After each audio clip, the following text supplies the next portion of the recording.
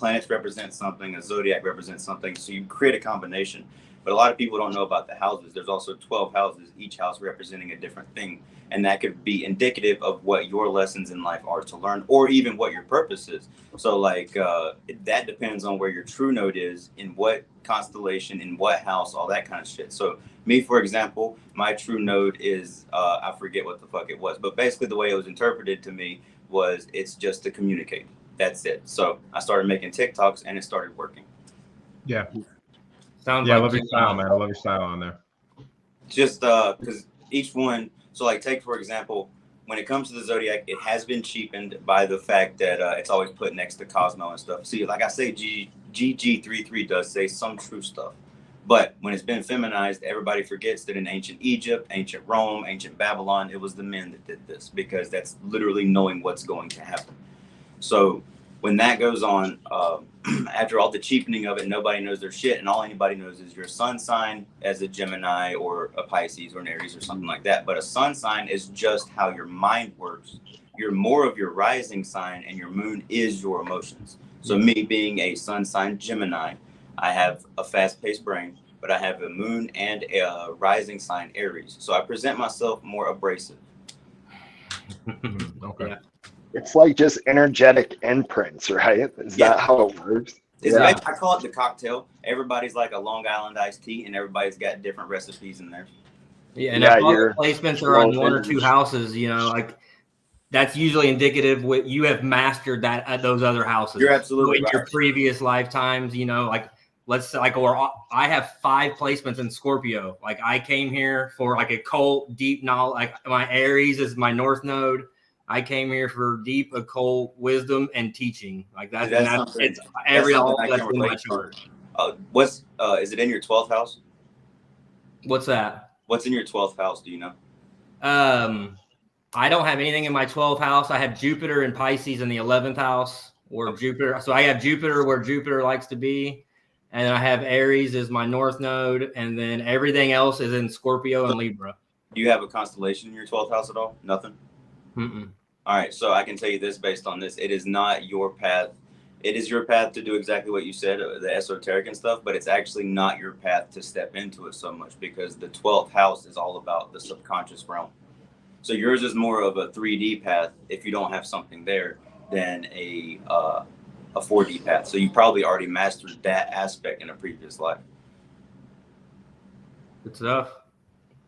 Because I got a friend, his chart, his houses and all that stuff basically said that it's not his place to fuck, and he has nothing to do with the spiritual. He's more 3D. He's more of a 3D creature, and that's his path to walk. And it's more about leadership and some other, I can't get into his, it's not my place, but stuff he needs to learn throughout this life, but it's more 3D than 4D. I've never heard any dimensions like put to it like on that level before. I created a company, The Gospel of You. I hired an astrologer who, she's been a professional since the 90s. She knows her shit, and she can run through all the zodiac placements and that. She does the whole house reading. Yeah, that's good stuff. Yeah, I need to learn way more about that. But also, this is also confirmed by numerology. The same numbers apply. So like your 6th house is indicative of family. The number 6 represents family. The numerology confirms everything. I call numerology astrology to go. Nice. Yeah, so I'm just getting acquainted with this GG33 guy. I don't know a lot. Is it a person? Is it like an organization? No, that's a person. His whole thing is numerology, and like he came out of the gate hot, and then he hit podcast, and big podcasts. I'm like, that's usually a sign like that's a red flag. Yeah, that's a red. Yeah, I mean, when you're doing like out of the gate, like who is this dude? And he has like he only has like 60,000 followers, but he's got a mouth on him, and he's the kind of guy that before you can get even a breath in, he's on, coming different angles. He's a car salesman. He talks in circles, but he talks fast, and he's like Billy Carson's. Like he knows a little. He's going to give you some truth, but he's going to lead you down the wrong path. He's going to give you a little bit, but he's not giving you all the true meat and potatoes, right? He's giving you just enough to lead you down this just Anunnaki story or just Egypt, Yeah. or, it's just Kemet. Kemet is everything. And if you're not Kemet and black, you're nothing. Or Thoth. It's got to be Thoth. It's always Thoth. Yep. Yeah. Yeah, I'm noticing that there seems to be these gatekeepers. I was actually talking with a fellow TikToker you guys are probably familiar with, but we were having kind of like a conversation about this idea that we're a little suspicious that there's several gatekeepers that are either placed intentionally or just rewarded over and over and over again by the algorithm to grab as many people as they can and keep them spinning in a circle. King Megon, I've heard you talk about the strike on September 1st, and I don't even want to talk about that so much. I want to talk about the anthem everybody's using. That this Oliver dude released a song that got everybody fucking hyped. It's an emotional fucking response. I did the same thing 2 years ago. I don't like talking about it until I'm proving a point like this, but 2 years ago, before my awakening, I was swept up in Trump mania. I was swept up in it. I love to watch it. I'm a wrestling fan, so it got me pretty good too.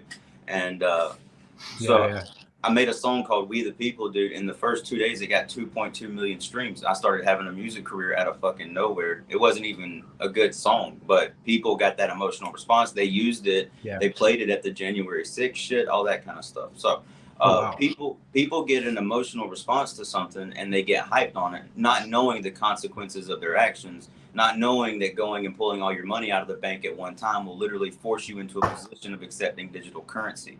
So I think people like that, they are definitely plants, whether or not they meant to be. They get, like you said, rewarded by the system. The powers that be can put money into it, to fuel it, to use it. It's very simple to do. I know how to do it it don't take much brain thought. No, yeah. No, just that's one thing a lot of people don't think about is, everything is a fake alien invasion, but then they don't think about, well, what if they're faking this alien invasion? Or, what if this is a drone? Like, people get so in a box and one-dimensional. They don't think, look, these guys are smart. They're feeding you lies from 3 different angles, 6 different times. You know what I mean? You ever heard the term 5th generation warfare? Yeah, I think so. Yeah. It is just a war on information. It's where you flood Obama talked about it. It's where you flood the city streets with nothing but sewage till nobody knows the difference between fact and fiction. So like you were talking about earlier with Christ consciousness, I did use that term, and now I prefer, I don't know if you ever read a book called The King Killer Chronicles, but there was a term in that series where he said he would put his mind into spinning leaf. And it's this idea of, I no longer believe anything while simultaneously believing everything at the same time. That way, nothing can be surprising. Wow. You said suspended or spinning? Yeah, like a spinning leaf. So basically the idea of a leaf on the wind. Nothing really matters no more. Beautiful. Nothing. And to the point where, just to share with a couple of brothers, man, like, I've lived on disability as a legally blind person because I'm blind in this eye and can't see out of this one. I've lived on $700 a month for the past 10 years of my life. The moment I had this spiritual awakening a month ago, I started making more money than I've ever seen in my entire life. More money than I would make on a month of disability, I make in a day now. Wow, yeah. Good for you. It's it's just this idea of like nothing actually, to add to what you were saying, this isn't real. This is so not real that you can just will it into existence out of fucking nowhere. You can just pull it. It's the same idea because it's all allegories. It's Jesus pulling the quarter out of the mouth of the fish. No different. Yeah, man. Yeah, so I think that tapping into that state more often is probably the number one thing we need to be doing. Oh no, never leaving. Like there's tapping into it, and then there's praying without ceasing. Yeah, good point. A constant state, because here's the thing, whether or not people know it, you are a God. Each individual person has a spark of source. So each person being a God is constantly manifesting because they're constantly speaking. Everything being spoken into existence is just an allegory for each individual person. The Bible takes place inside of you, not outside. So with that being the case, every word that comes out of your mouth counts. It matters. So if you can just change your speech process, that will in turn change your mind process, will in turn actually change your physical reality. $700 a month. 6 months ago, I started saying, man, I can't believe I have so much money. Every morning I would wake up, I would repeat that over and over. Like, I can't believe I'm this wealthy. And then all of a sudden, it just looks like I got lucky. Yeah. You just got to change your perception. Change your becomes reality. Yeah. What you were talking about earlier, I really loved it. I resonated with it, with this idea of we're all connected. Absolutely. But is it possible for anybody, and everybody must ask themselves, even the people that make you cringe, can you walk up and hug them? For me, a while back ago, as being a right-wing guy, it was the blue-haired, nose-piercing people that gave me the EBGBs. And now there's nothing there. Now I would be perfectly happy grabbing them a beer, sitting down and talking to them. Yeah, and it's this sort of it's that major detachment. And then when you see the karma, the real karma, which is just the happening of things, the cause and effect. At the very moment that, communism arose, all those waves create all the things that are happening to us now. I mean, like anything, whether it's the fall of communism or the fall of dinosaurs, these reverberations become momentum that are cast upon our existences, and we transform as a result of all things that came before us. And you can see every individual person as a diamond reflecting the rest of reality, right? And so then you go completely at peace. There's no egoic, ideologic biases that you can have on anybody else. My frustration, the thing I struggle with, is I have lots and lots and lots of people who are constantly trying intentionally to drive me nuts. That's what I've gone over for the past 3 or 4 years. It's like anytime I attain peace of mind, out of left, right, and center field, someone comes and they're like a dev. You could see like something's wrong with their eyes. They look possessed, and they literally smile when they cause me pain. And I'm just sitting there. I'm not fighting. I'm like, what is going on with you? Why are you doing this to me? And they're enjoying it. That's Mr. Smith. It's Mr. Smith. It's Mr. Smith. Yeah. He's always there. It's a programmed response, I feel like, to when you're this, it's just an equal but opposite attraction. Like, if you're moving this much angular momentum this way, you're causing this much angular momentum back at you. Yeah. And it's just like an electromagnetic response. You know what you need? You need a Libra in your life. That's what you need. My best friend forever was a Libra. You need a Libra that bring the balance. Yeah. And so in sidereal, I'm all Libra because they're right next to each other. So in tropical, I'm Scorpio, but sidereal, I'm all Libra. Hell yeah, you can tell too because you come across like a balanced person. Yeah, but I'm the entrance to the dark side, my friend. I'm the gatekeeper to the underworld. That's well. Technically, we should all strive to 100%. Yeah, because this whole thing about ego and the dark side, and no, that stuff. Because as soon as somebody cuts you off, flips you off, what it does you wrong, that darkness creeps right back up. So it's not about separating it; it's about blending it and learning how to mix it. Yes, because as above, so below, it will always be yin and yang. There will always be light. There will always be dark, and inside of each, there'll be a little bit of the other because one cannot exist without the other. Your shadow's there to protect you. It's a beautiful thing. You can see him in his day, and he ain't bothering nobody on a sunny day. But the moment you walk into a dark patch, he blends seamlessly. He will save you. Yeah. Don't be a snake unless you're in the snake pit. Yeah. That's what we talked about last time. There's source and there's force. Like, force is strong. It's the dark side. That's what these weak-minded people, they get this energy to pick at you. And then as soon as you open up that wound, boom, they suck that fucking energy right out of you, right? Yeah. Indeed. And they don't even know what they're doing, but something's making them do it. You know what I mean? It's so that energy's strong. But when you are purely magnetic to where you reach diamagnetism, it just everything repels off of you. You walk through the middle and everybody parts ways. Everybody stops and stares. They don't even know what they're staring at you for. Like, your aura is literally illuminated. Yeah. And I've caught that. Like, whenever I get close. There's one time I was at a park and I was really close again. So what happened was I'd been there it was a little too much for me because I had no one like me around me. So when I'd start to talk about these things, everyone would just, you know, right? like they'd check out when I started talking about these experiences. So I kind of came back down for a while, kept myself grounded, got in physicality, worked a lot, et cetera, et cetera. I started tapping into a couple of years ago. So I'm at this park one time and a butterfly literally goes to my feet and starts going like this to my feet, like almost like it's like breakdancing for a butterfly. And these other bugs are doing the same thing. And all of a sudden, every person on the road starts glaring at me. I feel like I'm in the Inception movie when the girl starts messing with the dream and everyone starts getting angry at her and they try to kill her. It was like that. And everyone looked like they wanted to kill me as we walked by. And I'm like, whoa, right? Because nature was responding positively. Nature's like, hey, welcome back. What's going on? You know what I mean? They were bringing calling the butterflies type thing.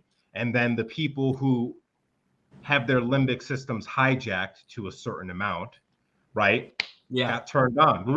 The Agent Smith thing. But that's 100%, man. Bill Donahue says all animals are magnetic. Like, how do you think a duck knows how to fly south? How does a cat know how to give birth? Because they're on a magnetic wavelength with nature, a source creation nature. You know, that's a different frequency. And so when animals vibe with you, man, that's pure magnetism. Yeah, that's how they know when there's going to be these disasters and stuff. They're magnetically tuned, and when the wavelengths are screwed up, that's why they start running in circles and stuff. It's a magnetic response. Or beaching themselves, the whales and all that. Yeah, that's all because of the magnetism. Did you see the killer whales chasing the boats? Like in the past couple months, there's been orcas. We've been talking about that. I think that's 100% the CERN and the electrons filling the air, and they're electronically just filling this earth. That's, why else is it going to throw off the sonar on these whales, to do something they've never done before? Here's a question for you guys. Maybe Mother Nature's correcting itself. It's true. I've always wondered why the Earth's resonance frequency is kind of off a little bit, Like maybe, and I think it's just the way of things, maybe Mother Earth, because there will always be Mother Earth and Father Time, and there will always be give and take, and the pendulum will always swing. Maybe it's time for Mother Earth to take back what's hers. Because humans, I love that line in The Matrix where it compares humans to a virus. We really are. Most people are just consumers, and that's it. Like most people are, I used to be like 350. Most people are just massive, non-productive, not giving anything to society whatsoever. And then we coddle that. We're the only species that coddles the weak. I like what you said, though, taking it back, because this is Age of Aquarius, right? And so Greek mythology, Uranus was her husband. They created the 12 Titans. Then Kronos castrates them, sends them out to the abyss, and rules. Well, the age is Saturn and Jupiter. They had their run. Now Uranus rules the next 1,000 years in Aquarius. Mm-hmm. So it's Age of Aquarius. So Uranus is back in the Bible with the bridegroom coming out of the chambers. It's like you're as a son, like a bridegroom. Like that is Uranus. It's that thing that Jesus said. He said, when the man comes with a pitcher of water, follow him into the house. That is Age of Aquarius, right? And you don't pour out physical water. They're waves, but they're not water waves. They're frequency waves. Yeah. Because Uranus axial tilt spins completely sideways 90 degrees to every other luminary. So its frequency is literally made to change things up and flip everything back to where it should be, to like homeostasis. It's considered the planet of chaos. It's just chaos. Uranus and Aquarius are both chaos. It is literally no fucks given. It's the simplest way to put it. That's what Uranus is. Whenever Uranus is in Aquarius, and my Uranus happens to actually be in Aquarius, and adopting these things, I swear to God, I tell everybody they should live the life of a blind man. Because to take it back to what you said, you looked around and you had the capabilities of seeing how everybody was looking at you. Shit, not in my world. If I want to dance in Walmart, I dance in Walmart, and I can't see a single bad look. I can't see a single dirty look. It's a motherfucking cheat code. That was the biggest key to everything. The reason why I do my telekinesis stuff, because if you're worrying about what other people think and you don't do something that you want to do, you're just being controlled. That's why Jesus was so big on being like a child. You can't care about it. Yeah, it's not so much what we have to learn. It's more about what we have to unlearn. Like all this baggage we hold on to that limits us from doing and following our passions because we're too afraid about these outside pressures, what things out here will think of us, what they're going to do. And then we just don't follow it's all that pressure, that external pressure condensing us, lowering our electromagnetic fields. You have to raise it up. Like when Jesus said, and he was very specific, he was big on this whole child thing, and he was very big on this. A man that cannot hate his father and mother cannot follow him. You literally have to hate what they did to you because they did nothing short of brainwash you into what they wanted you to be, not what you were supposed to be. Nobody is what they are supposed to be until you unlearn that brainwashing, a complete deconstruction of who you think you are as a person. Yeah. Well, you said we're parasites. I mean, what is a parasite? It's a pair of sight. It affects the way you perceive your world. Your perception is your reality. A parasite, it controls everything, how you think, feel, sensations, want, craves. So that's what a parasite is. But people don't know when they don't have parasites, these things are still deceiving us because it's limiting our vision, our perspective inside of the box. Mm-hmm. I mean, it's like real parasites in real life. That's why most people are obese. That's why most people have sweet tooths. It's indicative of having parasites inside of your body. If you crave something sweet, you have parasites. Something else is seeing through you to see that honey bun, and it fucking wants it. Yeah, well, that's the thing. Like, what we're seeing is just fracture light of what's coming in. We're just projecting out the experience unless you search in to find the source light. Does that make sense? Mm-hmm. Like, that light, we're not going to find the answers out there. That's all your conscious being projected out. To find the answers, you have to go all the way in. You got to search all the way in where the light originated from. And what do you find when you get there? What do you find? Pure love, unconditional love. It is I am. That is the only thing that you can be sure of is your existence. You are everything. And yeah, man. I am. You're everything. I am you. You're me. We're all nature. We're part of that flow of energy. When you lift up the rock, you're under the rock. When you split the wood, you're there too. Exactly. Because Jesus also said, "Those who sit alone in darkness shall see the light." Mm-hmm. It's very easy. I mean, at the end of the day, we can, as us four sitting here standing on this side of the bridge, it's real easy to look over there at everybody else and be like, dude, just walk across the bridge. And for some reason, they won't do it. It's why it is 1 out of 1,000 and 2 out of 10,000. That's why. So it's not our job to try to reach the 1,000 or the 10,000. We just got to try to find the fucking 1 and the 2s that are supposed to wake up. Yeah, and if you do the numbers on, let's say, if you believe in like the Maharishi effect, right? The square root of 1% of a given population can have a physical effect on the reality when they pray in concordance, then all you need is roughly 9,000 people across the entire planet to do that square root of 1% of the 8 billion. And so, it's not a numbers game. It's not a quantity game. It is a quality one. Mm-hmm. And it's nice to throw a big net, right? But expect to only actually pull a couple fish to the shore. And I think that's perfectly fine because we have 1.7 trillion volts of electricity running through us, each one of us. And most of that electricity is being shot off as static electricity grounded out into the air because we're overstressed. As soon as we become completely calm and in harmonious mind, that bioelectric field becomes a superconductor. All that electricity keeps flowing. So like you said, the 5th generation war. That's why messing with our heads is so crucial to their agenda, because I'm not going to go into the woo-woo spirituality stuff, but something was supposed to happen in January 2020. Something probably did happen, but we missed it. It's still here. It's still existing right now, but something very special changed in our reality roughly that time. And that's why they all lost their fucking minds and put all those measures into place. You want to know what happened? No, you're 100% right. You want to know what happened? I know what happened. Me too. I'll tell you what happened in January 2020. What happened was the elite found out that the Americans weren't about it. That's what the elite were scared of, was America and all of its arms and all of its people. And what they found out was Americans weren't about it no more. The American spirit is dead. The Wild West is gone, and Americans really ain't gonna to get the smoke because they're pussies now. They had the opportunity and they lost it. And they proved to the elite that we'll just bend over and take it. That's what happened in January 2020. Well, yeah, and that's what they learned, I think, when they enacted it. They realized that what is it now? 75% of the people acquiesce to that whole thing. But I mean, like, I think they sensed something even more profound.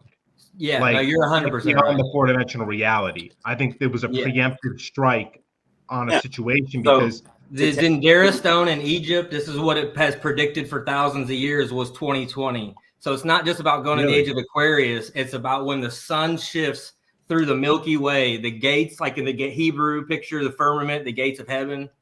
Well, these have shifted. So like you'll see your two lines on your globe will be Tropic of Cancer and Capricorn. Well, those were for the age of Gemini. They haven't been updated since. So as the processional slippage goes, the gatekeepers are now Ophiuchus and Scorpio and Orion and Taurus. And so when this sun moved into this Milky Way, like Isis with her horns and the circle disc in the middle, this is when the sun, because the Milky Way goes over Orion's right hand. Sit by me, sit at the right hand of the Father. Well, the Milky Way is the celestial spirit of the universe, goes over his right hand. Well, that's the sun and the moon went perfectly across there in 2020. And that sparked the new energy of the age. And so according to their cosmology, the next 36 years will be this pure energy of the new age, which shifted in 2020. Plus, to take it to astrology real quick, Pluto is in Scorpio right now. It just is. And every single time throughout history, Pluto has been in Scorpio. That was the French Revolution. That was the American Revolution. It's always a revolution. But here's what they did this time. This time, they put masks on everybody's face. This time, they gave everybody TikTok and a shorter attention span. And this time, they completely negated the revolution before it even kicked off. They tried. They slowed it down. I don't know about negated. The revolution is bigger than I could imagine. It's still a long ways coming because everybody thinks we're going into Aquarius soon. We still got 400 years before we get to the age of Aquarius fully. It's still a while. It's our job to break the ground so that the seeds can be planted. But it's just now getting started. I think it's been opened. This is just the beginning part. There. In the grand scheme of time, 400 years, we will not be fully in the age of Aquarius until then, because right now we had this little stint because the way it overlaps, we only got to step into it for about a year and then we're back out of it. We still got 400 years to go. Yeah, that's where I would disagree slightly on, because I think I would say we're in Aquarius. And I know every astrologer can have their reasons why back and forth. But either way, I'm just happy that there is clearly a new energy in the air. But that's why people like you and me and all of us are sitting here having this conversation at all, because we are the people that start this off. It is on us to make sure that the generations to come are set the fuck up for the future. Otherwise, if it falls, it's on us, because this is literally just the beginning. No, I agree. Yeah, I mean, there's no question in my mind. Like right now is a pivotal point where like there's this fracturing of whether it goes this way or that way. And like right now is the change from the energies are shifting from this old age to now. You can feel it. It's like, that's why everything's so polarized, is because there's these two competing pressures at the end of these cycles to start a new cycle. It's why Moses smashed the tablets. He was pissed off they were still worshiping Taurus. They were supposed to be going into Aries. Yep, and then that's what the golden calf, and then that's preluded to the age of Ramses, this first, second, third, fourth. Because according to the ram of Isis. Exactly. If the biblical calendar is accurate, let's say it is. Let's say that the creation story and all that, just for shits and giggles, then we're just now leaving Pisces, going into Aquarius. So before Pisces would have been Aries. That's all your Old Testament shit, First and Second Kings and all that kind of stuff. Before that was the age of Taurus. That's a lot of your really Old Testament shit. That's right up until Moses, and then everything after Moses. The Indians bull worship. Yeah. So the creation then would have been Gemini. So taking it all the way back, what happens before that, before the twins? Well, it would have had to, if there was something before, it would have all fell apart in Cancer. Yeah, I think creation was in Leo personally, or in Virgo. I'm not married to any belief on that. Yeah, but at some point, this is supposed to be a secular thing, right? Like, yeah, like how, in Gemini, that's where we get the story of Enlil and Enki, where everyone wants to preach this Anunnaki. Well, guess what? It's the same story of twins, the good and bad, right, wrong, male, female, light and dark. It's the same. Jesus and Thomas Didymus. It's no different. It is a story. It's all fractal. Yeah. Man, it's so nice to talk to people like y'all. Jesus Christ. It's just, all fractal. The same story retold different ways to different degrees. Well, the thing is, I don't know if y'all know this. Possibly you do. So there are only 27 stories that can be told. That's it. Once again, 9. 2 + 7 is 9. But there are only 27 storylines that can exist, period. And once you learn those storylines, you can see it all. Everything makes sense. You can see what characters people are playing, how their story will play out. And this story that we're living right now is a story as old as time itself. It constantly which is the cube. That is the matrix. That 27, that's the cube. It's 3 × 3 × 3. 3 levels of 3. 3 deep, 3 high. It's the cube. It's 1, 2, 3, 4, 5, 6, 7, 8, 9, 3, 6, 9. That's it's the basis of our reality. If you think outside the box, you're outside the completion. You're outside of 9. You're outside of the end. Right. And even when you're thinking about your perspective of present, a 3, 6, 9 is an equilateral triangle, which is half of a box. So everything comes back to the box. Somebody else who knows numerology and astrology, you got it. King Megon, you got to get your numerology, man. Yeah, I've had it done by people who kind of knew what they were doing, but what's your birthday? June 6th, 1986.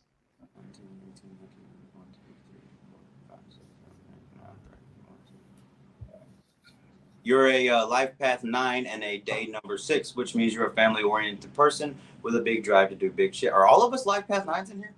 I think we might. I think I'm a 9. You want April 6th, 1990? 9, 10, 19, 20. Yeah, it is. No, you're an 11. I'm an 11. I think. Hang on, let me run that back one more time. You said April 6th? Yeah, actually. April 6th, 1990. It is an 11. You're a life path 11. So that's good too. So everybody. Your birthday is June 6th. April 6th. June 6th, 1986. June 13th. But if you go date, month, year, you're 666. Yeah. Oh, that's because cool. 24, 2, and 4 breaks down to 6. Because I'm at 1986, 11, 1.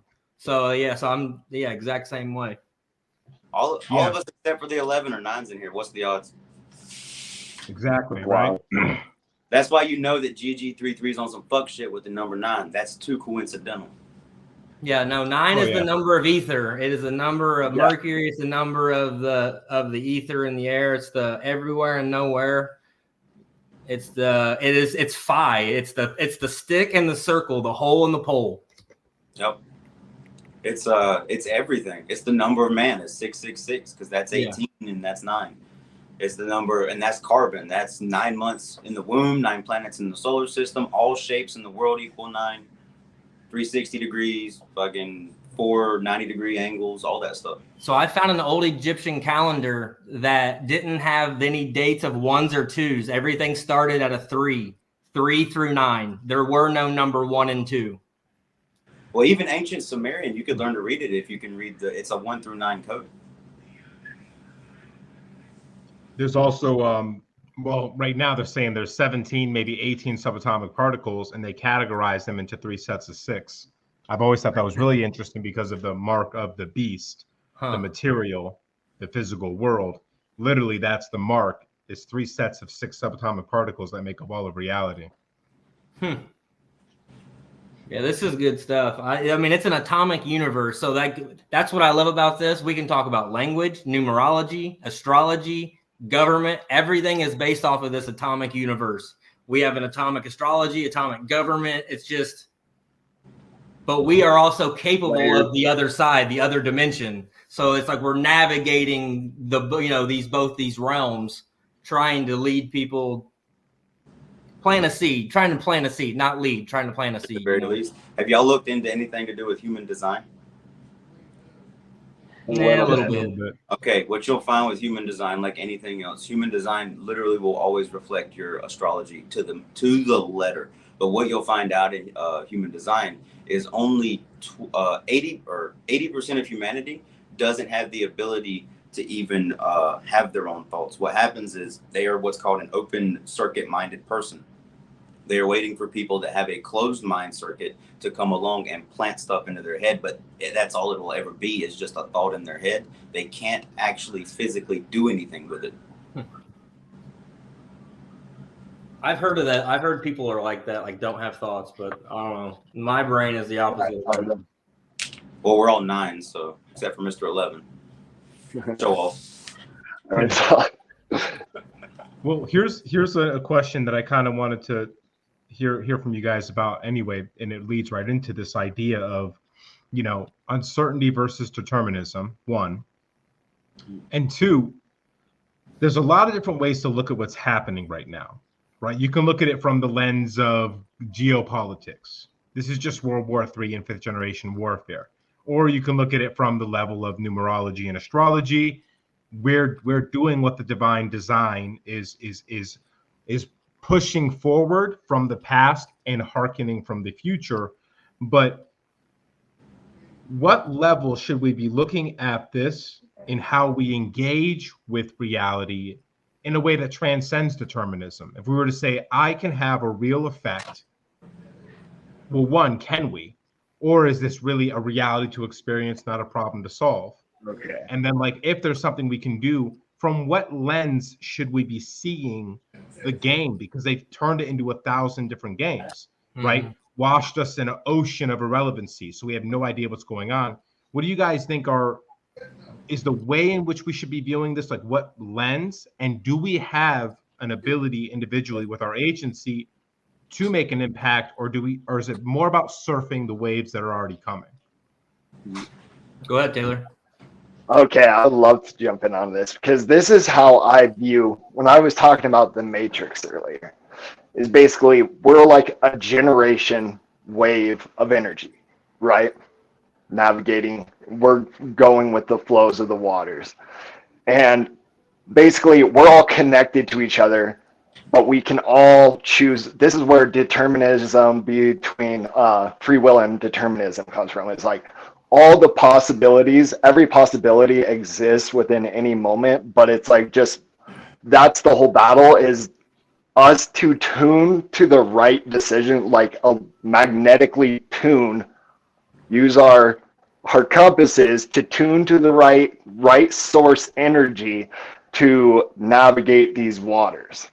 And like we collectively we're magnetic to each other and everyone, and that's how we navigate the waters. Like we have the free will to choose whatever path, and like there's infinite ways to get to the 0 point, to the center, but we all just have to collectively guide ourselves to that center, and then that's like the singularity point where we maybe ascend conscious levels, if that makes any sense. Yeah. Who's next? Go ahead, bud. Go ahead. So this is what I think it is. And I think it's Assassin's Creed Valhalla. I think everybody kind of starts off, same thing going on, your babies, your infants. I don't think the game starts until level 18. When you've leveled up to level 18, then you get to go start the MMO that is the game of life. When you start this, there may be an end result for you, but maybe not. It's all about the side quest and what you choose to do, and do you see it through to completion. For me, like speaking specifically for me, there's been a lot of I don't know what the fuck I'm supposed to do, like starting off in an MMO until somebody comes along and says, hey, have you ever thought about doing X? And then it kind of sparks off this idea. And then you look around, you're like, is there boss battles to be had in real life? For me, it's GG33. That's the boss battle I chose. And that's just the beginning, because I got other ones planned for later, but my skill level isn't high enough for them yet. So I'm going to wait and take down the one I feel like I can take down right now at this level. I think it's just choose your own adventure. It's an MMO. Yeah, that's what I think Christ consciousness is exactly that. Choosing to be the hero in the story, like just rising step after step, putting boss after boss in front of you. Yeah. Until you're the ultimate character. It's I don't know. I can't see it in any, because all right, so I have a friend who is a very, very, very high up astrophysicist guy. And he said that particle string theory has basically just been disproven. The math ain't mathin'. You can draw correlations between some things, but not everything. But what is on the verge of being 100% confirmed to be reality is chaos theory. If that's the case, then it's chaos. But in all chaos, you'll find the cosmos. Mm-hmm. So, it's all about how you look at it, perception. So the yin and the yang, the equal and opposite reaction, it's understanding that, right? So I truly believe back to what you were saying earlier, Mark, about the ages, the shift, the energy shifting. I do believe that happened. And so let's just say, like, we were born last generation, right? We're in the cusp of Jupiter or Pisces, for that matter. Your church every Sunday, go to work a job 9 to 5. You're paying your taxes. You're doing what you were told. Then Father Saturn is, you're still checking your, you're waking up, mundane, the same thing. You want dreams, but you're like, I just got to work, and I just got a life, right? Well, this energy shifted. This lens has shifted upon this new energy, this vibration. And so it's more living in, I believe we have 3 Taurus fields, and I believe it's moving that energy to the heart. And that's what this is all about. And so now that we have turned this heart on, we have amplified this frequency, or this antenna within our brains. Hey, what are we like? Now we're getting downloads, we're understanding, we're seeing things, we're seeing the matrix, right? Now we can use this to our advantage. We can, make some money, invest it, and go around and just, hey, F everybody else. This is a one-man solo game. Solomon's Temple is a solo show, right? But this is a different age, a different frequency, different vibration. And so this age of this heart, it is looking at things as a collective. It's looking at our future, the generation, the oppressors. Who is ever going to change it? It's the people. It's the problem is not in the few who can't do anything. It's the many who have a chance and sit by and do nothing. It is the police force and the things that we see day in, day out, that they're just ignorant. And it's not their fault. They're not all bad, but they are definitely all ignorant. 100%. Look at these guys in Hawaii blocking these bridges and these roads. They're clearly lost because they're waiting for that thought, right? What'd you tell me? Oh, it's an order. What do you mean it's an order? They're not living in their heart chakra. It's closed. It's blocked. They're living solely on fight or flight, animalistic type of brain. And so that's where, long story short, that's where I think that we see it. But now we have a taste of blood that change is possible. There's more than just me. Like 2-3 years ago, I was a solo show. All these thoughts with nobody to talk to, nobody to express it, could barely talk verbally. Now I don't shut up, right? But I got something in my heart, in my chest, that I got to get out. And it's not to better myself. It's to better the future for my kids. That's the way I look at it. Mm-hmm. Yeah, and I see a little bit of each one of your guys' explanation is kind of like how I see it. I guess the part that I struggle with is finding this balance between one, like you said, chaos theory sort of arising as the one, and finding out our individual role and how we integrate that with the collective whole, right? So have you ever heard of a content creator named Hermes the Cynic? It sounds super familiar. Okay. Oh, yeah. He's got the big beard. Yeah. Yeah. So he said something one time that really sparked something in me, and it really resonated. And maybe it'll help you with that, what you said you're struggling with. But it's Dragon Ball Z.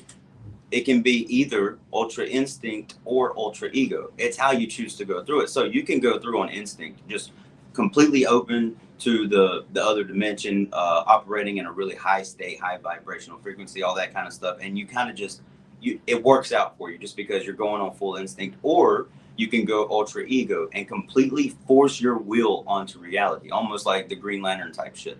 you just force it. But it's like, it's which one you choose.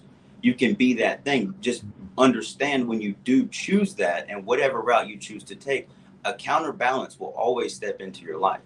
Now, recognizing it and having that ability to just be like, oh, you don't matter. That's the one you're trying to unlock. Yeah. So it's almost as if there's the wave and force of karma, which is always happening. I'm sitting here with the four of you guys. We're all talking, and there's like 100 things that are going to happen to us today that we don't see coming right now. Small things, big things. A fly harasses us. A timer goes off that we forgot was on. There's all these stimuli that are waiting for us in the future, right? And so whether it's the ultra ego or the ultra instinct, the key seems to be is to be able to be hyper aware of all potentialities, and then being able to transmute them as quick as possible into flow energy that you can either use to surf by like on instinct or swirl into your own power like ego. Yeah. And then I think that's when we tap into that chaos. And, I liken chaos to actually a still pond or a still lake, right? We hear chaos. A lot of people don't understand what chaos means. Chaos is potential. Chaos is the random ordering of things which can be ordered as a result of not having order. So when you throw the rock in the lake, that's actually putting order in chaos, as opposed to what people might think, oh, you just made the water chaotic. No, I gave the water dimension outside of its natural state. Like it's the verge. Exactly. Yeah. Just or like the earth at all times, of the verge of action, inaction. And it could be, it's all up to how you choose to handle it. Did you say the earth? Yeah, so that's what Mother Gaia in Greek mythology, Gaia is the earth, and she created Uranus out of chaos. So why did she, in the beginning, there was Uranus and there was chaos. And out of chaos, she became lonely because she was only for herself to be in her thoughts, right? There was no balance. It was just pure energy, pure potential. It's a black hole, or it's dark matter, if you will. But, you think about an explosion. You're exactly right. It's about the implosion. Instead of that dot in the circle going out, it's the 20 and 4 elders that turn and fall within. Those are your 12 cranial nerves. They each have a pair. Makes 24 cranial nerves. They all turn within because they all go to the other hemisphere of the brain. So when you turn that energy, instead of expelling it out, and you can impedibly pull it into you, you pull that in, all that potential ether energy into yourself. Which is the hermaphrodite, right? Hermes and Aphrodite, the mind and the heart. Yeah, Mercury and Venus. Venus and penis. Yeah, exactly. That's what it is. It's masculine, feminine, spiraling those down, blending them down. Because you got the North Pole, you got the hole, and then you got the pole right above it. You got the magnetic pole, the North Hole, the 4 river waters that go back to source. It's the circle and the line.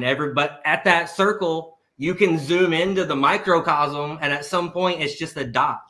You know what I mean? Like, it's not a circle, because when you zoom in far enough to the microcosm, it's part of that overall unit of a circle. Yeah. But you're just seeing a black dot. You can look at it like glass either way. Yeah. So here's another deep question for a lot of people are going to appreciate this one, because it's this constant question of like the Gnostic idea. Is this place a sandbox, a prison, or a playground? Is it inherently good, inherently not where we need to be and we need to get out? Or is it just a thing to do because God's playing hide and seek with itself through the myriad things in consciousness? Jesus said a thing in and of itself cannot be evil. Yeah, I think it's just a sandbox where we're just projecting out whatever into the world. Whatever we're projecting out into the world is what we see. We're just creating the reality around us. Could you imagine how a blind person sees the world? You know what I'm saying? Like to you as a sighted person, you've seen the color red and you know that it exists. But does the color red exist to a completely blind person, blind since birth? But does that negate the fact that the color red still exists? Yeah, but the base of a color red is just a frequency. It's a vibration. It's an energy. So you get away from sight and color. Again, these are limiting our perception. That's so what when we break a color down, it's a frequency, you know. And so like hell on earth. Well, why is it hell on earth? Is because we come here to learn. We come here to learn energy. But this is also the system of the heart chakra of the universe. You know, we live in the heart. Earth is an anagram for heart. So your heart, you're ruled by emotions, where other realms might not have emotions, right? Because it's a realm of the head. It's a realm of the lower mind or the lower body. Earth is an anagram for heart because this is the realm of energy via emotion. And so we come here to learn how to manage and manifest our emotional energy, in my opinion. Yeah. Manifesting is so much fun. Yeah, I was going to you go ahead. Once people crack the code on manifesting, man, like, and that's the hardest part, I'm starting to realize, is getting people to understand how it actually works and the sheer absurdity of it. But it's hard to really get people to wrap their mind around it because people have been programmed since the day they were born. That sucks. Yeah. All it takes is the belief. That's literally that. What belief, the logic, the between feeling and knowing, that belief, that to your core, you know, that's how you can't like you said, all the programming. So I got one. So many people can't even believe they're capable of things. You know, until you can believe you're capable of them, you'll never be capable of them. Right. Yeah. You can't manifest it. That's where I struggle trying to teach this stuff as a 9. I love to be Mr. Philosopher because nothing is ever one thing. It is multifaceted. And as your lotus blossom opens, your levels of understanding open, and then it's a whole new world again. And so I get stuck with to say that anything's one way or another. Like, so astrology, like it's a basis to like figure things out and have a basis on like maybe who you are, but they're not, you're not set in stone to this. This is because if you can manifest, how could you ever be limited to a zodiac, right? So like that's where vices and virtues, like you understand the energies, but you don't limit yourself to in that box to say, oh, I'm just an Aquarius, I'm that way. That's why I say that when you take things into account like numerology or astrology or human design, this is no different than when you start Skyrim and let's say you pick a wood elf. You can play that wood elf as a warrior. Is it best suited for a warrior? Absolutely not. It doesn't lean warrior tendencies, but it can still be done. The zodiac and all that stuff just shows you what you would be more flowy to. What would you step into and kind of make your way through? But it doesn't matter because at the end of the day, it's always free will. Yeah. Well said. Yeah. So, I mean, that's something for me, I've always tried not to think too hard about, right? This kind of warring between the determinism and the uncertainty, and went to that idea of the spinning leaf, like you were saying earlier. Somehow unlearning all those things we were given, you have to pull everything off. Really, that's what wisdom is really about at the end of the day. The divine wisdom is actually a emptying of your Tao, an emptying of your bowl so that it can be filled once again with the truth. And I think that, yeah, it's first this unlearning to the point where you unlearn everything and you pull the map off the territory, right? Nothing is a thing.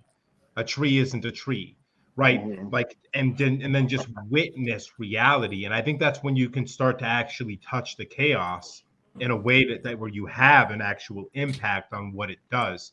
But you're in this very strange, you become Mad Monk of Cold Mountain. Yeah, as long as you don't lose your marbles, I like that. Has everybody in this room, has everybody in this chat done psychedelics? Yeah.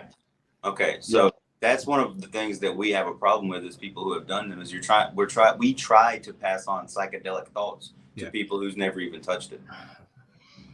Yeah. And I think that's part of you what. This idea that you have of like everything isn't real, that seems to only be possible through shrooms or DMT or whatever other psychedelic you're using. But because that was the biggest lesson that I learned time after time after time of doing mushrooms, floating around the 3 gram mark. And then all of a sudden I was like, fuck it, I'm going to take 10 grams at one time. And then got sucked under, and it was just showed that everything is nothing. Yeah. Yeah, it's like the And difference everything between is sacred and everything is shit. understanding and understanding. Yeah. Like when you're in that state, you understand everything's accepted. Like you can accept that energy completely. If you've never been in that state, it's hard to wrap your head around anything like that. Yeah. So I got a good one for you guys that I have yet to try, but supposedly the way to really do it is to do it while it's still living. So in the ground, you're in nature, you're grounded, you're inhaling the spores from the mushroom while its roots are into the ground, and is at a different level of understanding and learning, because you're not harnessing it to where its life force is depleted now. Amazing. I wonder if that's why. It is pure life force.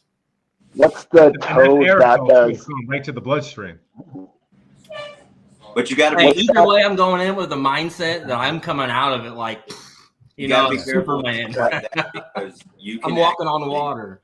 You can get fungus growing inside of your bloodstream. That's not something you want. And if you somehow get some of those spores into your bloodstream, that could kill you. Well, you just ruined all the fun, man. Thanks. I do. Let's go lick the toads instead. That's what I'm going to do. Know somebody also that started growing black mold in their bloodstream. It's very, very possible. We'll look into it. Make sure we have the antidote on hand. We'll sniff it. We'll drink the antidote. We'll be good. Yeah, this is a round table. This isn't set in stone yet. This is round table. You want to sit there and breathe in spores? Where do mushrooms grow? I'm going to pass on that one, dog. Well, I got another one for you that you can do when we're done with this round table. If you want to go on a bender, like be there and then not sure when you're going to get out, like maybe a month. It sounds great, doesn't it? It's called pranayama, and it's just real simple. You breathe in with your thumb plugging your right nostril. You breathe all the way in. You're closing your eyes 90%, looking downward at your nose, and you're going to pump your stomach 16 times. For every time you pump it, you say Waheguru. I think it was one of you in this chat. When I sent it to you, you went to go look for it and it got taken down. It might have been one of you or it might have been somebody else. I made that video on YouTube popular. Someone did a copyright strike after I made it popular because it's that powerful. I did this for just a week, and I was literally shown how the matrix works. They were a little frustrated with what I've been doing. They told me that I couldn't go around telling everybody what was going on. They basically showed that a metaphor of the world is this eight-sided house, and in the middle of the eight-sided house is an eight-sided downward platform with an eight-sided table in the middle and an eight-sided model house in the middle, with in the middle of that house another table with a fountain. And I was looking, and it opened up, and I looked into it, and then the oracle, which I'm not like the oracle, out of every single story, visited me, and she's an old lady now, and she says, I'm looking at this fountain in the middle of all these things. So I've come into this house, into this model house. It's opened up. There's a fountain. The fountain has now grown to the size of the table, and it's normal speed, and then it slows down. And she says, you want to know why it's doing that? And as soon as she said that, one, I knew she was the oracle, like the one the Greeks talk about, the one everyone talks about. And I said, and I knew in that moment that I was dreaming, and she was not talking about my dream. She was talking about reality. She says, want to know why it's doing that? I'm like, why? It's just because none of this is real. And she goes on to explain what's happening here, how reality works, how we can unplug individually. But if we start trying to unplug other people, we start getting really serious problems in our life, because each one of us is a source energy for something they're doing. And it's nothing personal. This is just what she told me, right? Because my mind could be filtering some of this. But it was a mind-blowing experience. I woke up to something above the house. Woo, woo, woo, woo, woo. You know, the fame thing. It takes off. And that's when my whole reality got blown open. It was only because of this specific meditation, like I said, called the pranayama meditation. And I know that was like a bit of a a wild ride I just took you on. But What's essentially crazy though, give you chills, I mean, or goosebumps or whatever, is when Neo goes to see the Oracle, he tries to bend the spoon, but the kid says you'll never bend the spoon because your mind thinks knows that the spoon is real and it can't bend. The thing to do is you have to realize that spoon is not there. Have you ever heard the not story? real, right? It's not real. Have you ever heard the story of the man that went from he was from South India and he wanted to learn true enlightenment? So he goes to the old men of South India and they tell him, we cannot tell you of true enlightenment. He said, for that, you must go to the monks in Tibet. So he goes to the monks in Tibet and he doesn't realize it, or he didn't realize it going in, but they're all silent and they don't say nothing. So when in Rome, he sits there and he stays silent for a very long time until one day he is approached by one of the old monks. And one of the old monks says, why are you here? And he says, I want to find true enlightenment. He says, okay, tomorrow morning, meet me at the river at 5 a.m. So the next morning, the guy meets the monk at the river at 5 a.m. And he says, if you want true enlightenment, I want you to recite this mantra, dip in the river 3 times, get out, and whatever you do not think about monkeys, but repeat this action 3 times, and then you'll reach true enlightenment. But at the moment you think about monkeys, you will not have it. So the guy dips in the river and he tries not to think about monkeys. And the harder he tries not to think about monkeys, that's all he begins to see is monkeys, monkeys, monkeys, monkeys, monkeys. So just using that's an actual yoga story that they use in their teachings to show exactly what you just said about the spoon. Yeah. Yeah, it's the power of your mind. That's what people don't. I mean, your mind is a powerful thing, but at the end of the day, it is an algorithm of your computer. Like your heart, your torus field, your heart, it rules all. Like it's the flow of that prana. Like you still have to be right with your energy. But yeah, once you get that though, that it's unexplainable, right? It's like a download from the Matrix. Like I know kung fu, like I know quantum physics, and I don't really understand why or how. Like I get it, I see it. Issue. Yeah. But what you're talking about, it's the platonic solids, the houses, the chair, the table within the house. Like those are the platonic solids nesting within each other. The 8-sided Dharma. And the 8-spoked wheel, the Scorpio. Yeah. Life starts in Scorpio, the 8th house. The sacrum has 8 holes in it. I mean, the analema is an 8. The infinite. I mean, it's all about the 8.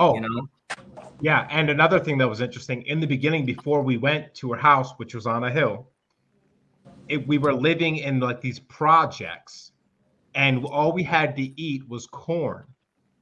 That's big with the Hopi story. So we ran out of food, so we had to go to the Oracle to get more food. And I was with my sister in the dream, and she says, well, we have to make an offering. I have 3 20s and 2 $1 bills in my wallet. And I said, well, I have 60. And she says, that's too much. And I said, well, I have 42. She says, perfect. That's the number of the dead. And really? 42? Yeah, I haven't been able, 42? That's what was said in the dream. She said, perfect. That's the number of the dead.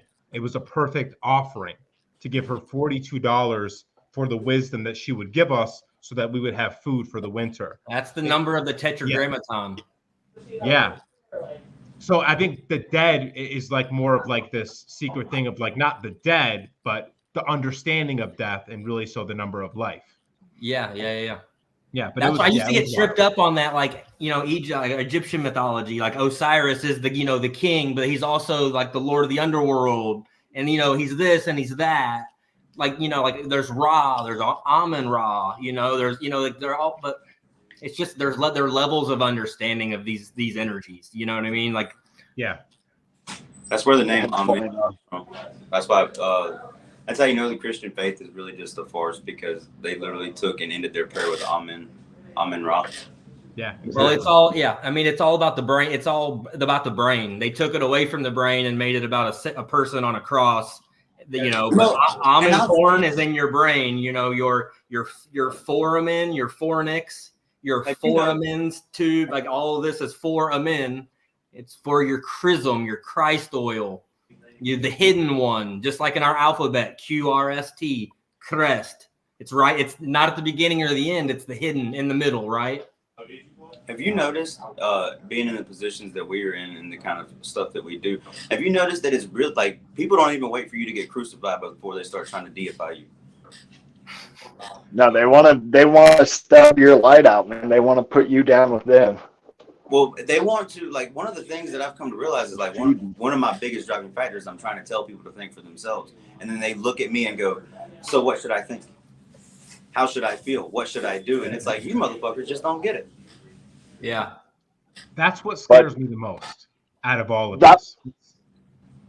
That pranayama meditation technique you were talking about, that is the biggest breakthrough I had that got me started doing the telekinesis stuff in the first place. Like, that was when I was able to start really tuning in, like, feel that. Like, I've told you a little bit about my blackout spells. Yeah.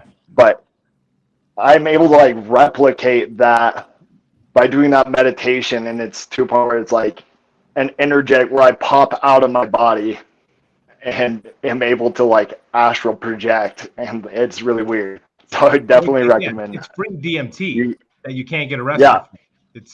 It's free life force energy. It is. It's insane. Like, if people aren't doing this, your plasma, your ether, you know, it's elements. Yeah. Also, yeah, I don't want to lose that thought. That thing I fear the most is what happened to Christ. Most importantly, was if he was a guy that lived. Okay, let's speculate. He was a guy that lived and really gave these teachings. What were they able to do in 60 years? In 60 years, they completely got rid of the idea that what he said was telling you how to live your life. And once you did that, you have the truth and you no longer had to rely on him. Yeah, I'm terrified of the fact that the one thing people like, the Christians will read the book and they will never say the words, say the phrases, you will become greater than I. You will do far greater things than I, right? Close your eyes and your body be full of light. Like, all the directions on how to do this, the Christians never mention in any. I went to Christian church when I was a kid, all the way up into my teen years. Yeah. They never mentioned the part where Christ tells you how to do it. Yeah. It's right there. They forgot to take that part out of the canon. Yeah, right? and the classes of humans that he condemns, right? Well, like, that's what we revere. Let's sue you. Let's go to the bank. You know, let's these scribes, and I mean, they can't take it. They can't take it from the canon. See, the karmic game, it absolves them of retribution. But the fact of the matter is, you said Christians can read this book. They don't read it. Yeah. They don't. They listen to some fat fucker behind a pulpit scream at them that they're going to hell, and then they just believe whatever the hell he says. Because, dude, it is absolutely insane. I was state Bible quizzing champion in this state, and most people that claim to be Christians don't know their book.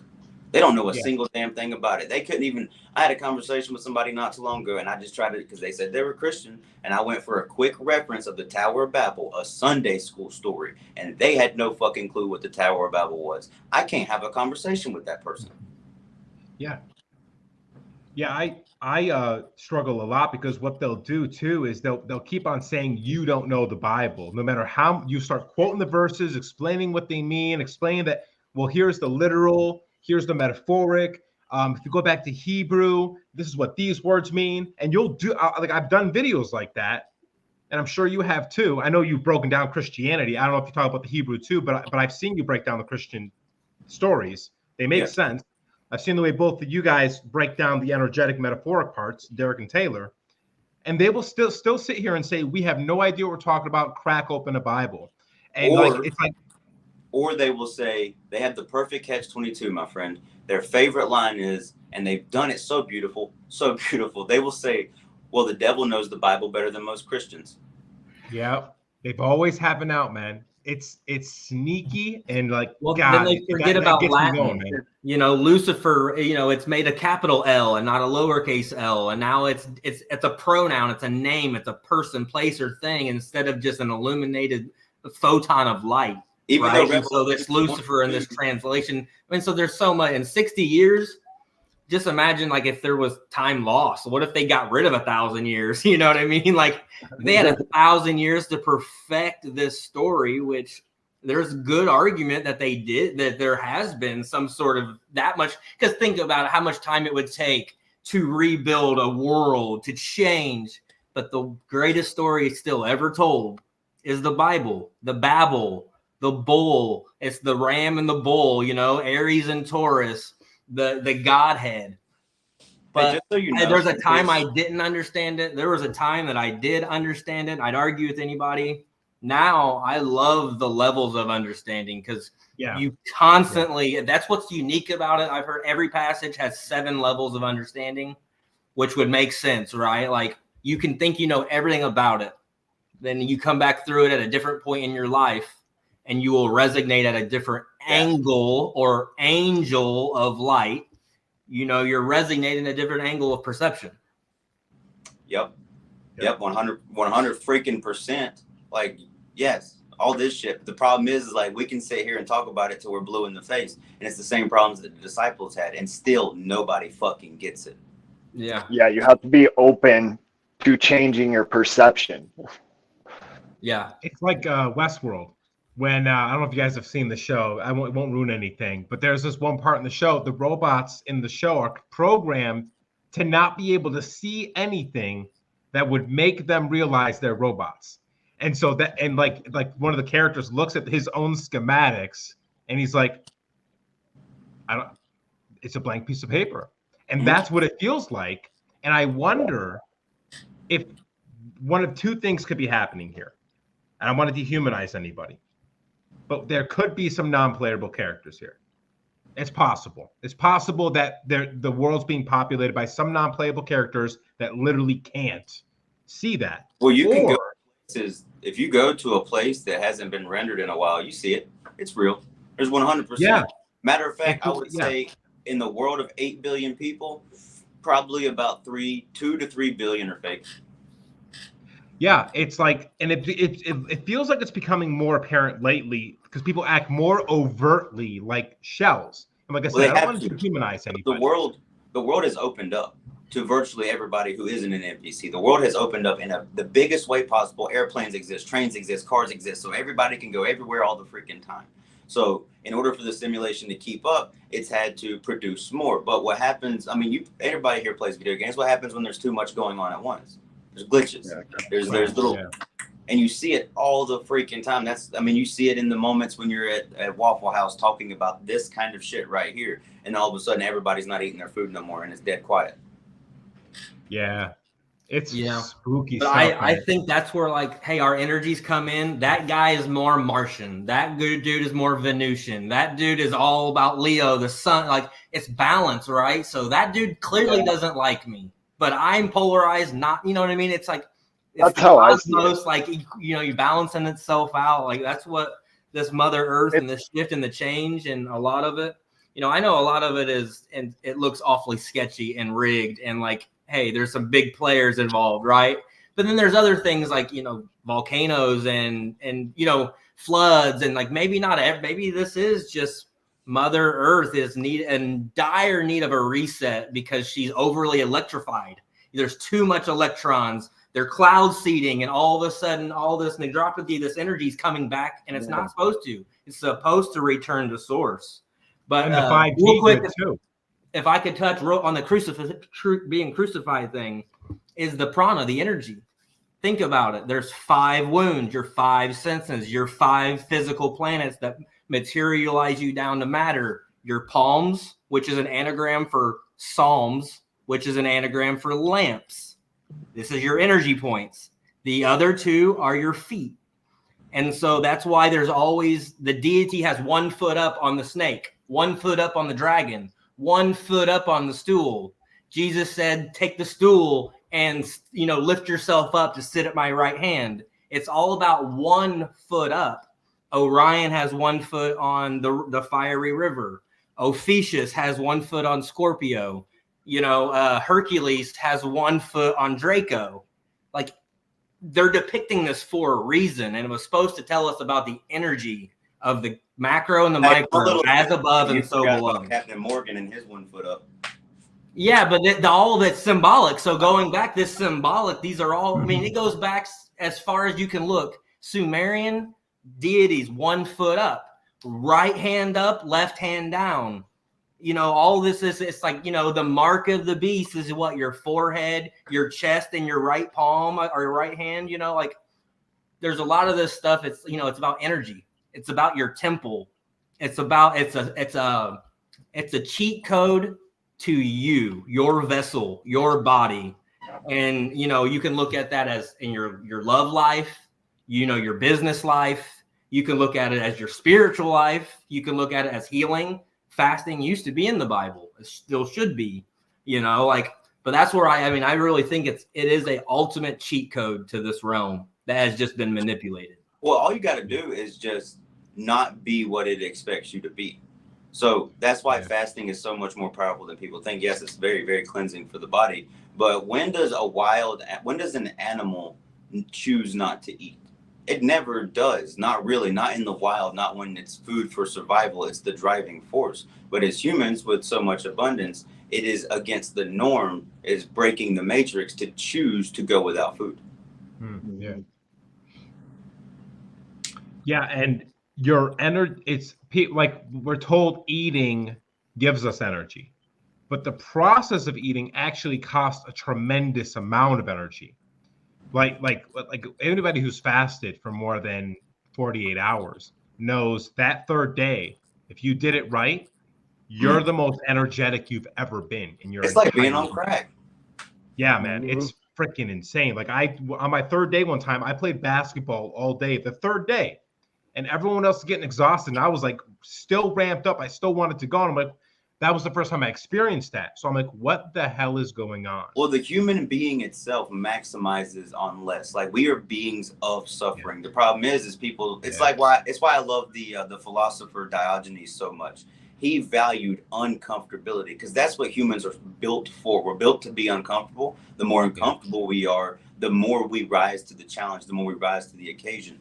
We don't earn our food anymore, so everybody's fat and sluggish. Versus, like you said, day number 3 is freaking amazing. Your body is literally like, all right, let's kill something. Yeah, let's eat. And think about 3 days. 3 days in the tomb, 3 days in the cave, 3 days on the solstice. Your chrism sits in the sacrum 3 days. Like everything is a death and resurrection story. But also, just to add clarification, you could choose to believe me or not. I have a friend, can't say his name, but he is very high up in the Vatican. He says that the Vatican itself has absolutely zero proof that Jesus ever walked on the face of the earth. So it's a story. It is completely a story that has been told over and over and over. But in that story, choosing to be that archetype, choosing the 40-day fast, all that kind of stuff, it's just a story of Neo. It's getting out of the matrix. Yep. The story is real. It plays out over and over again. It's because it's like the main story of it's just fractal. It doesn't matter. Yeah. You can change the name of the character, but it's still the same story. It's always Harry Potter. It's always the same story. Luke Skywalker. It's all about the cosmos, the knights in the round table, Arthur and the knights. I mean, it's one of the things that woke me up, and I can't take credit for it, but this is a very real thing. Like, because you got the Bible, it's 2,000 years old at its origin, but what if 1,000 years from now or 2,000 years from now, archaeologists dig up an untouched by time set of the 7 Harry Potter books? They're going to think we worship the boy that lived. Right? They just find one cop. They just find one set of 7. They have nothing to relate it to. No movies, nothing. Yeah, just one perfectly preserved. And they're going to be like, he worshiped the boy that lived, that came to die. They had a whole religion about the dude with a scar on his forehead. Yeah. And then we have to ask this bigger question. Why does this story keep organically rising up out of different individuals, and why do they tell it exactly the same with a little bit of different flair, right? Like it's always the same story. Horus, Jesus, Harry Potter, Jon Snow. It doesn't matter. It just keeps coming up. And I think the reason that's happened is because when it's like cultural stories, not just one individual that does a random one offer, these culturally archetypal stories, the reason we're writing them is because it's actually that we're working out a mathematical problem. We keep writing the story because we're trying to figure out how to solve it so we can do it in reality. So like back in the day, the Osiris story is because they were trying to work out how to maintain a kingdom by helping the king to constantly be an evolving force for harmony in his seat while civilization evolved. The Osiris turns a blind eye to Set, who destroys the kingdom after killing him. So the lesson to learn there is, how do we get our kings to constantly be evolving? Then they figured it out. One, by teaching their sons and allowing the sons to do new things and learning from the sons, but also for the king to collect a critique from his people. They started every year the king would have to go out. In certain civilizations, the king would have to go out to the edge of the kingdom and be ridiculed by the people in kind of a joking way, and he'd have to announce all the mistakes he made. And so they solved that story so it stopped being told. Yeah, now 100%. Yeah, I agree. So that's where Billy Carson's, this is one thing that really bugs me about him is, Amun-Ra, he changed this and they did this and this. This is where Jesus comes from. No, he's lying to you. Because Amun-Ra. So you have the Pharaoh, but the Pharaoh was the king of the people. He was the voice of the people. And then you had the money changers. Then you had the religious, the Pharisees. And so what they did is the priests of Amun, they started this one world religion. They separated the God of everything and the sun god, and they brought them together. So you no longer had the God of everything and then the sun god. You have now Amun-Ra, because Amun was the hidden one. Then you had Ra. It was the sun god. Well, then they merged it to Amun-Ra. No, these are two different deities. One higher than the other, because that's the 9. Amun, Amen. Amen, that's the God of, it's a man. You are a man. You are human. You are a spectrum of light condensed into physical matter. So this priest of Amun got this down, and they demonized the Pharaoh. They took the power away from the people. The people weren't sure who to trust or believe, and that allowed the pharaohs to creep in. And then now they had the monopoly. They had he with the gold makes the rules. Now they had all the gold, and they had the people unrest and unstable, and they were able to shift in this new world religion of secret societies and Amun-Ra priesthood called Christianity. So you're telling me the same exact thing that happened to the Egyptians happened from the Old Testament to the New Testament, because we have YHVH, which is the unspeakable name, which gets combined with Yahweh, a storm deity, and they become one. Yeah, 100%. Holy shit, man. They did it everywhere. And so it's ironic because the stories all come from the sun's path through the ecliptic, through the celestial stars. Yeah, it's so like at one point you have the scarab, you have now. The night, you have the climber, you have Thomas, you have Jesus. Yeah. Then you have one part that's Tammuz. Then you have another part that's Thomas Didymus. These are different characters through these different parts in time. But then all of a sudden, all these energies got merged to just one energy. Well, no, you have a left turning and a right turning of the Taurus field. And these are different energies for different deities. The storm god, or the one that's going to smite you down. These are just energy within that. But no, the same exact thing happened at some point. Strategic. This was absolutely strategic. It was intentionally done before even the culture war, which is the first war that starts all other wars, is the Tulpa War. It's the war for the names and natures of gods. I have to get out of here, guys. I just wanted to tell y'all thank you for having me. Yeah, Zach, thanks for being here, man. Thank you, man. Have to go talking with you. I really enjoyed it. Let's do it again sometime. Absolutely. As you said that, Zach was talking about the King Killer Chronicles earlier, which is another book.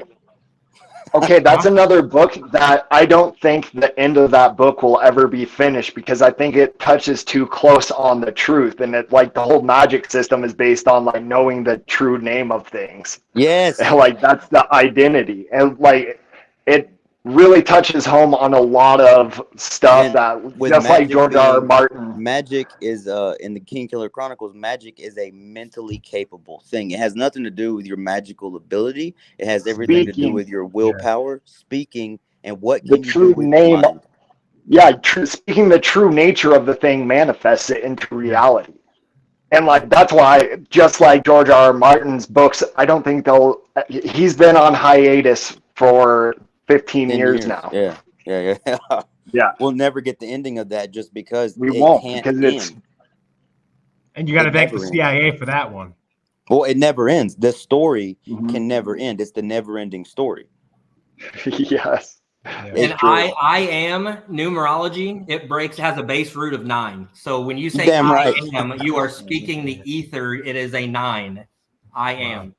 And then if you have, and it's also the periodic table matches perfectly to it as well. That's wild, man. Dude, you are fucking intelligent as shit. I'm just. I don't say that. I don't say that lightly. Amongst all y'all, even. Like I don't really get to have much intelligent conversation with people because the moment you start speaking on real shit, they're just like, I'm stupid and I don't understand. So last time we talked, it was like we all did a bunch of crack and we were all zooming off the walls afterwards. Yeah. Right. Oh yeah. I'm definitely feeling it. I feel the energy, but I got to take off. We're closing down the tattoo shop and stuff, and I'm gonna head home. I got more work to do tonight. I gotta get down. I gotta try to get down to Sedona because they're having a massive positivity prayer to try to take down these DEWs. So I might check out. I'm gonna be. I gotta bounce too, guys. I'm gonna be headed out west. Too. I'm gonna be headed out west. If y'all are in the west area, I'll be headed out west probably next month. All right, brother. We'll be here, man. All right, take it easy. Peace out, righty.